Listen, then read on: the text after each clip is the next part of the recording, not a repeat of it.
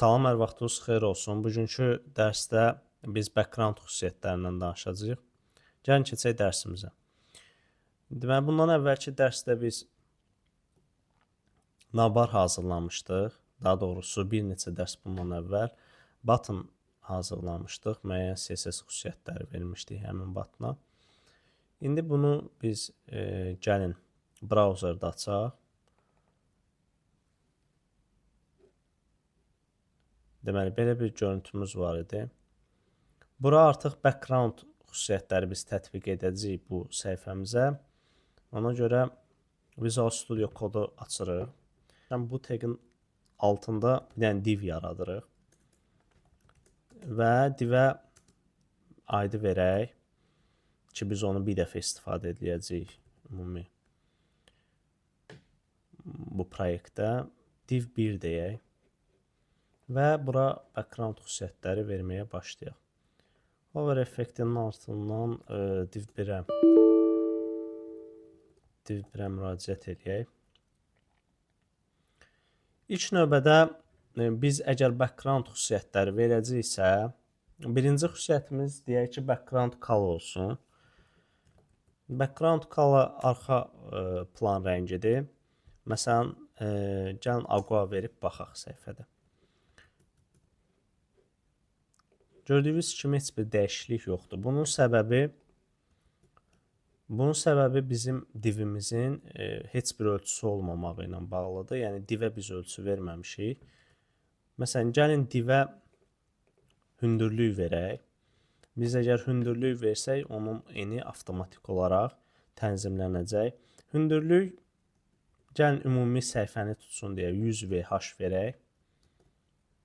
Yəni gördüyünüz kimi görüntü olaraq bizə istədiyimiz rəngi verdi. Sadəcə olaraq burada bir scroll yaranır. Bu scroll yaranmağının səbəbi biz 100 VH verdiyimiz üçün brauzerdə ekran pəncərəsi nə qədər görüntü tuta bilirsə hündürlük olaraq o görüntünün hamısını tutur. Biz istəyə bilərik ki, sadəcə biz gördüyümüz hissəni navbarla bərabər bir yerdə 100 VH olaraq göstərsin. Buna görə bir dənə funksiyamız var ki, biz bunu keçməmişik. Bunu da indi bu dərsdə sizə izah eləyəcəm ki, bu adətən ölçüləri tənzimləməkdə bizə köməkçi olan funksiyadır. Calculate funksiyasıdır. Buradakı ölçünü silirik.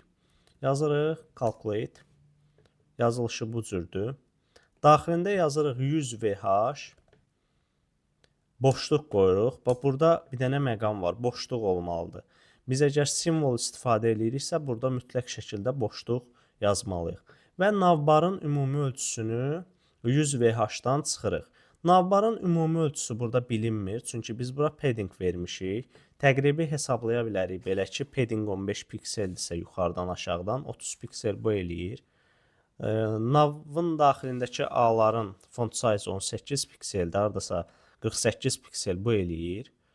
Lakin bizdə button olduğu üçün, buttonın padding olduğu üçün və daxilindəki yazıların müəyyən ölçüsü var ki, burada qeyd olunmuyub. Biz bunları dəqiq bilmədiyimiz üçün navbara gəlin standart bir ölçü verək, hündürlük verək.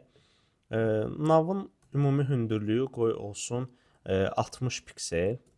Səhifədə baxaq görək bir dəyişiklik oldu mu? Hə, oldu. Bu background rənginin getmə səbəbi bunu tam yazmadığımız üçündür. İndi gəlin bu 100 VH-dan həmin 60 pikseli çıxaq. Gördüyünüz kimi artıq burada scroll da yoxdur və biz gördüyümüz hissə brauzerin ümumi pəncərəsini həm navbar hissəsi tutdu, həm də background rəngi tutdu. Almaq istədiyimiz görüntü bu idi. Növbəti mərhələ üçün deməli biz burada opacity-ni dəyişə bilərik, azalda bilərik məsəl üçün. Daha açıq rəng yaransın deyə biraz da azaldaq, fərqi görün. Və sair burada başqa əməliyyatlar da, yəni rəngi aydınə bilirsinizsə bura tətbiq eləyə bilərsiniz. İkinci background xüsusiyyətimiz ən əsas və ən çox istifadə olunanlardan biridir. Bu da bizim background image'imizdir. Background image bizə imkan verir ki, biz səhifənin arxa planına istədiyimiz şəkli ata bilək. Bunun üçün burada URL qeyd olunur və URL-in daxilində şəklin yerləşdiyi ünvana biz müraciət etməliyik. Biz CSS daxilində olduğumuz üçün oradan çıxıb image folderına müraciət etməliyik. Bunun üçün qoşa nöqtə qoyuruq, slash işarəsi və davamında image qovluğuna daxil olub onun içindəki əvvəlcədən yüklədiyim background image-i burada qeyd edirik. Bu yazılış formasını daha dərindən, yəni qovluğa necə müraciət etmək lazımdır, bu barədə də ayrı bir dərs çəkəcəm. O dərsdə də ətraflı bu barədə danışacağıq. Gördüyünüz kimi belə bir görüntü alındı. Əslində şəklimizə gəlin səhifədə baxaq. Daha doğrusu folderın daxilində baxaq. Əslində bizim yüklədiyimiz rəsm bu cür görsənməlidir, amma bizdə daha belə deyək, kobud görsənir. Çünki ölçülərdə fərqlilik var. Növbəti bizim ən çox istifadə olunan xüsusiyyətimiz background repeat xüsusiyyətidir. Background repeat xüsusiyyətinin 3 əsas, belə deyək, 4 daha doğrusu xüsusiyyəti var. Repeat, no repeat, repeat X, repeat Y. Adətən repeat xüsusiyyəti susmaya görə, yəni standart olaraq, default olaraq bizdə yaranan xüsusiyyətdir. Məsələn, belə baxsaq, gördüyünüz kimi heç nə dəyişmir. Əslində bu şəkil böyük ölçüdə olduğu üçün biz burada repeat nədir onu başa düşə bilmirik. Ona görə mən rəsmi dəyişəcəm. Burada navbar adlı bizim rəsmimiz var idi. Onu burada qeyd eləyəcəm ki, daha ətraflı başa düşə biləsiniz. Aha.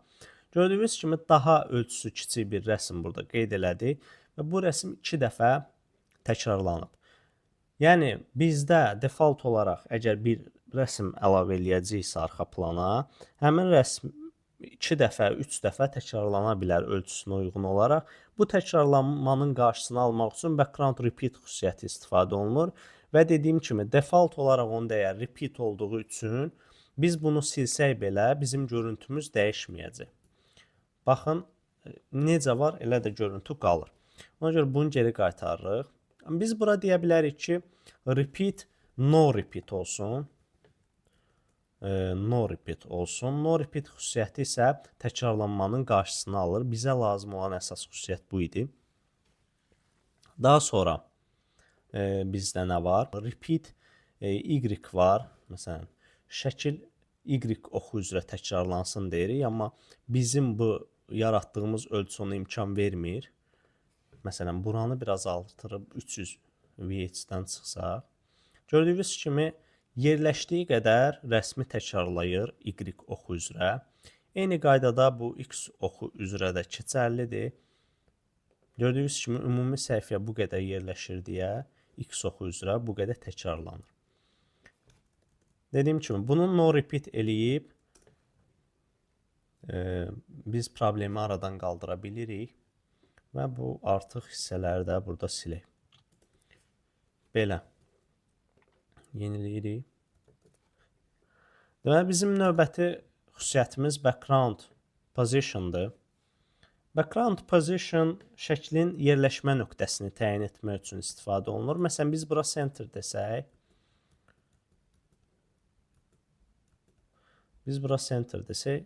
şəklimiz tam mərkəzdə yerləşəcək. Yəni, bu şəkli dəyişək, biz öz background üçün seçdiyimiz şəkli yerləşdirək bura. Gördüyünüz kimi burada şəkil artıq normal ölçülərdə görsənir. Çünki təkrarlanmanın qarşısını almışıq bu öz yerində. Onsuz da şəkil təkrarlanmırdı. Yəni, bu bilavasitə təsir eləməyib bu şəkil. Amma, məsələn, background position center verməyimiz onu mərkəzlədiyi üçün şəkli daha, belə deyək, görüntüsünü yaxşılaşdırdı. Normal formasına gətirdi, çıxardı. Başqa nə edə bilərik? Bizim Məsələn, background position-da belə bir xüsusiyyətimiz də var. Şəklin istənilən yerinə müraciət edə bilərik. Məsələn, bura left deyə bilərik. Left desək, sol küncünə fokuslayacaq şəklimizin. Məsələn, right deyə bilərik. Right dedikdə sağa fokuslanacaq. Məsələn, bottom deyə bilərik. Şəklin aşağı hissəsinə right bottom deyə bilərik. Məsələn, sağ və aşağı hissəsinə fokuslasın deyə. Gördüyünüz kimi belə bir görüntülər almaq da mümkündür. Gəlin biz bunu hələlik center olaraq saxlayaq və daha səliqəli görsənsin. Background size xüsusiyyəti. Background size var. Növbəti xüsusiyyətimiz. Bunların da dəyərləri müxtəlifdir. Məsələn, cover var. Görək nə dəyişiklik eləyəcək. Cover arxadakı divə uyğun olaraq şəkli tənzimləyir və bu xüsusiyyəti biz tez-tez istifadə eləyəcəyik. Çünki gördüyünüz kimi bundan əvvəl şəkil tam olaraq belə deyək tənzimlənməmişdi. Yəni kənarlıqlardan kəsilmələr var idi. Amma cover xüsusiyyətini istifadə eləyərək şəkli arxadakı divə tam yerləşdirə bilirik. Məsələn, bunun başqa dəyərləri də var. Contain var. Contain nə edir? Contain şəklin orijinal ölçüsünü saxlayaraq bizə həmin görüntünü verir. Yəni arxadakı divi şəklə uyğunlaşdırır. Cover bizim şəkli divi uyğunlaşdırırdı. Contain isə divi şəklimizi uyğunlaşdırır. Ona görə biz istədiyimiz görüntünü almaya bilirik burada.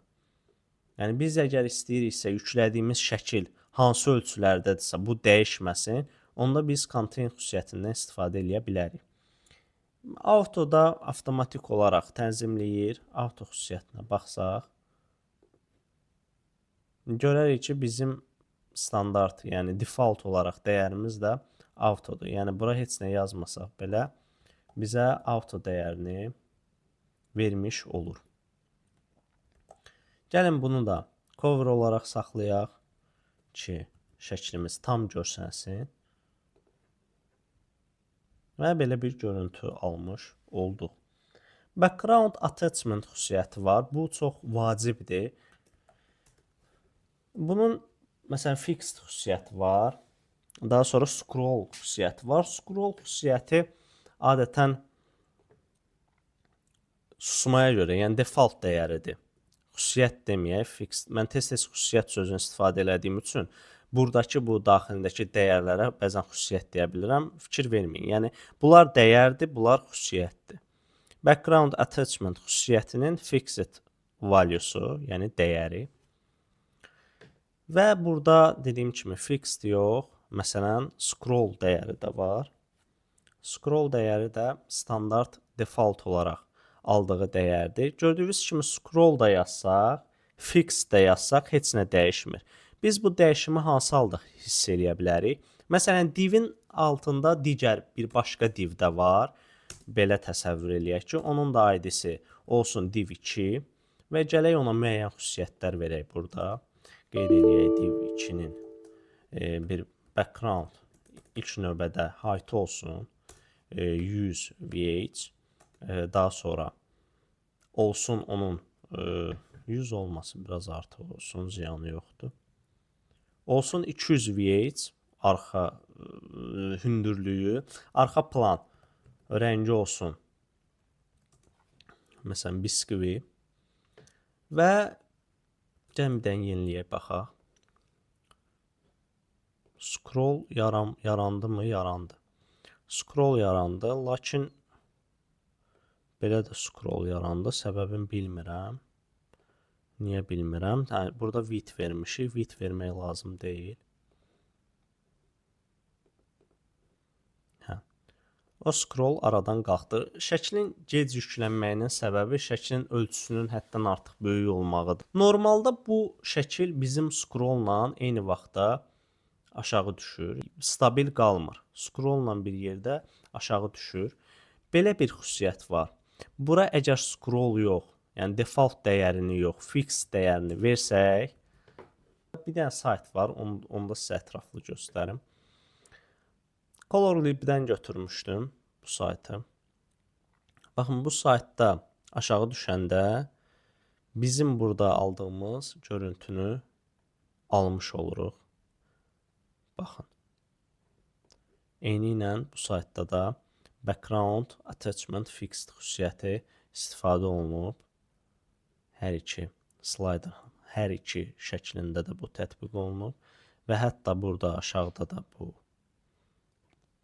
özünü göstərir. Məsələn, burada da tətbiq olunub. Gördüyünüz kimi düşürük, eyni zamanda arxa fon şəkli olduğu kimi qalır.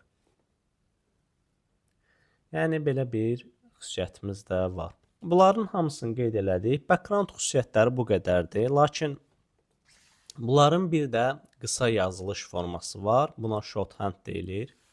Necə ki biz paddingdə keçmişdik ki, padding top var, padding left var, nə bilim, padding bottom var, amma onları bir xüsusiyyətin daxilində yaza bilirdik. Eynisi background üçün də keçərlidir. Biz bura yalnızca background yaza bilərik. Əgər biz bura yalnız background yazsaq, o zaman sırayla bu xüsusiyyətlərin hamısını verə bilərik. Məsələn, rənglə URL eyni vaxtda verə bilmirik deyə biz gəlin URL verək.